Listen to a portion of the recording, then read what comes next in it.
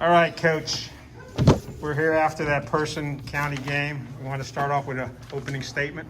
Well, I'll say to you guys what I just told them. The team that deserved it and wanted it more didn't win tonight. It was Person High School. They came out. They were more aggressive. They were hungrier. They were getting up and down the court. We looked like we had weights on our feet the way we were getting up and down the court.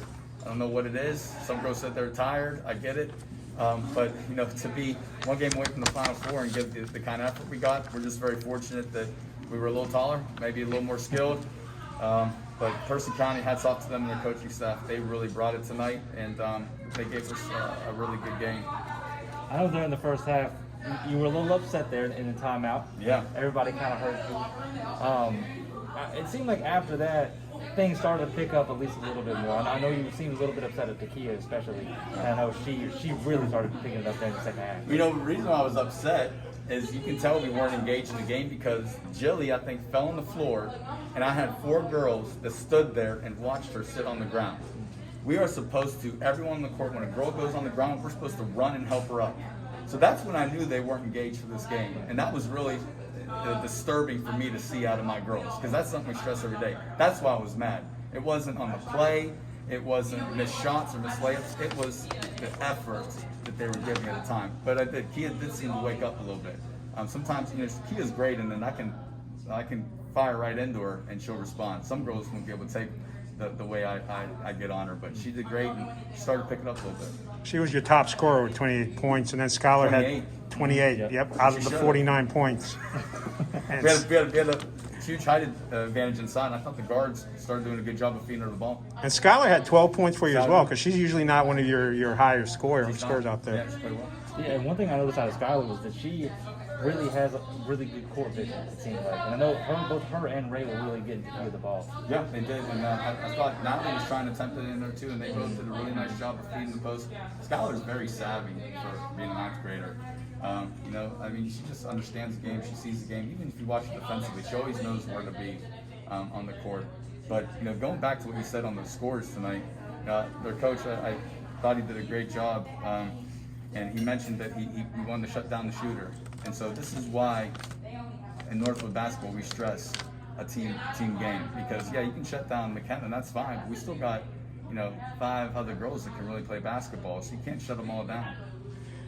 Interesting thing, too, is I noticed at the beginning of the fourth quarter, Ray had the team, and she was talking to him and asked her about it after the game, what she was telling him. And she basically said, because you all had such wasn't a sizable lead, but you were up by 4 or 5 points, that it was your game to control and you needed to settle down. So I guess being a senior, that kind of leadership helps you out. Absolutely, and she's been a 4-year varsity player. When she came into Northwood, she was on varsity the entire year. So she's very seasoned, and she's a very heady player. She's very intelligent. In the classroom, she's wonderful, and she's very intelligent on the basketball court. So she is like another coach out there. That's why, to be honest with you, late in the game, we want the ball in her hands because she knows what to do, A, and B, she's one of our better free throw shooters. She's not phased. Yeah, I want to talk about the strategy there in the fourth quarter because it seems like you guys were kind of just trying to kill clock a little bit. Is that kind of right? Kill clock, but I wanted them to work for a layup. Sometimes they get into a point where they think that I just want to stall. I don't want to stall. I want us to work really, really hard and get a very high percentage shot, which is a layup. So I'm telling them I don't want to shoot anything but a layup. But they need to work harder to get that ball as close to the basket as possible. Well, you had that discussion with them pretty early. I think it was about the 7-minute mark where you actually had that timeout where you brought that to their attention. Yes. We weren't working hard. We were settling for jump shots, and that's what they were going to give us because, look, they saw how much bigger we were. We were getting the ball inside. We need to keep doing that, getting high percentage shots.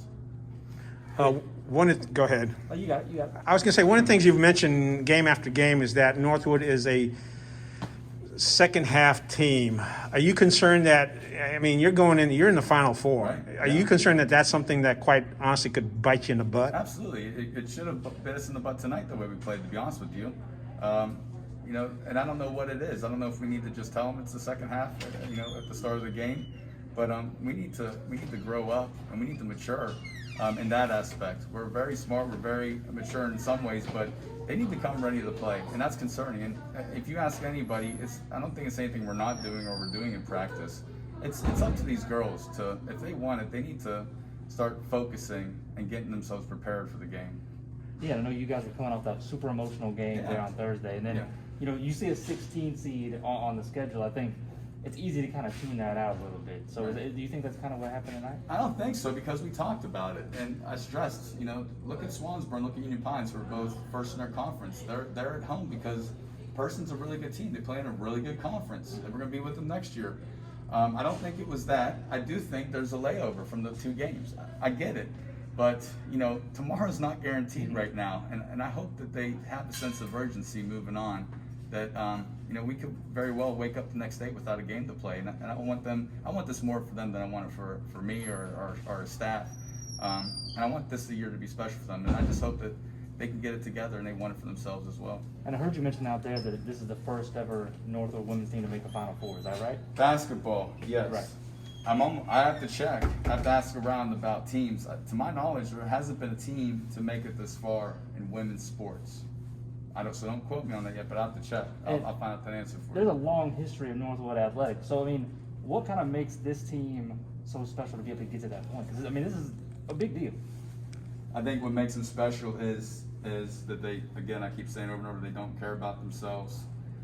We have great chemistry. The girls get along on and off the court. Mm-hmm. They care about each other, and we're just playing good team basketball. And we have good leadership, like you said with Ray tonight. Ray's a great leader. She's very vocal, and she wants it. And you need that on a team that's going to be successful.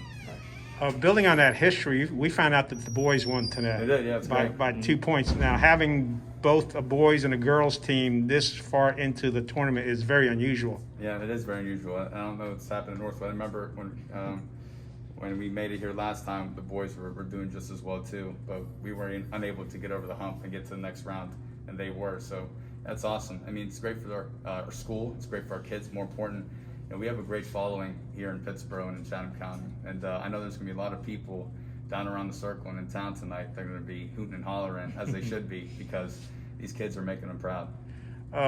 With the 2 teams, the girls and the boys, how do they play off each other's success, or do they communicate to each other a lot about it? Or I'll be honest, when COVID, I don't know how much they're able to communicate nowadays, but typically we would always root for each other. And I think the girls need to realize that we build off the boys' success. The same thing with the boys. When both teams are doing well, guess what happens? They get more press, they get more following, they get more spirit in the community, and so we can definitely build on each other's success. And I know personally, I'm always stealing stuff from Coach Brown.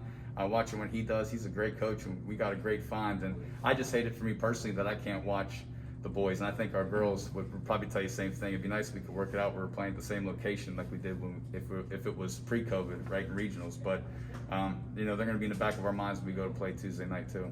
So what's the plan to get ready for Tuesday? Find out who we're playing first. I told them to enjoy it, but I'll probably be going home tonight and trying to figure some stuff out on who we're playing and asking for tape and watching some tape and staying up late and doing what we can, and then getting ready on Monday. It's a quick turnaround again, but we are who we are right now. We're not going to do a whole lot of tweaks and adjustments on our end. We're just going to play basketball and prepare for the next team.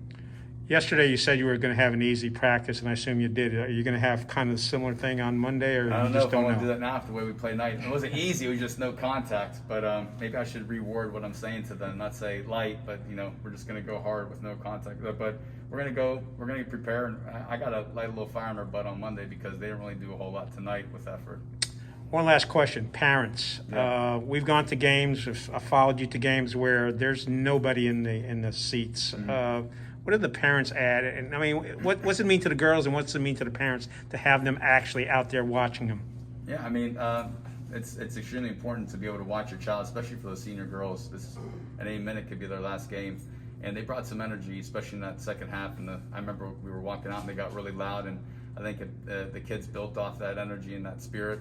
But I couldn't imagine being a parent right now and not being able to go to my kids' games. So I do feel for the parents. I wish things were different.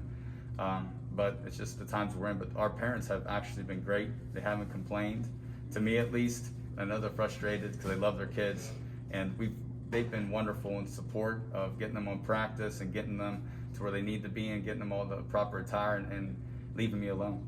And that's been great too, because it's made my job a lot easier. All right, Coach. All right, thank you guys. Thank you. I appreciate it.